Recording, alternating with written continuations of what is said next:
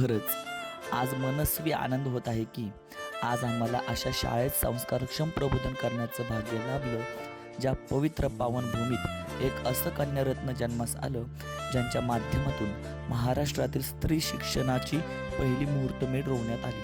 त्या म्हणजेच आपल्या सर्वांच्या लाडक्या महाराष्ट्राच्या भाग्यविधात्या सावित्रीबाई फुले यांच्या मूळ गावी म्हणजे माहेरी श्री क्षेत्र शिरवळजवळ असणारं नायगाव या शाळेमध्ये जाऊन आम्हाला विद्यार्थ्यांना आज प्रबोधन करण्याचा भाग्य लाभलं। खरं पाहायला गेलं आतोनात कष्ट, अपमान, समाजाची विटंबना सहन करत स्त्री शिक्षणास सुरुवात करणाऱ्या आणि आज आपल्या भारत देशाचं वेस्टर्न ऑक्सफर्ड म्हणून ओळख असणाऱ्या विद्येचे माहेरघर पुणे युनिव्हर्सिटीला ज्यांच्या शुभ नावाने ओळखलं जातं अशा आपल्या सावित्रीबाई फुले पुणे विद्यापीठ म्हणजे पहा ना किती संघर्षातून उभं राहिलेलं हे व्यक्तिमत्व आहे। आणि अशा व्यक्तिमत्वाच्या 129व्या पुण्यस्मरणानिमित्त आमच्यासारख्या नवख्या कीर्तनाचंही आयोजन करण्यात आलेलं आहे, जे की उद्या सकाळी 10 ते 12च्या दरम्यान होणार आहे।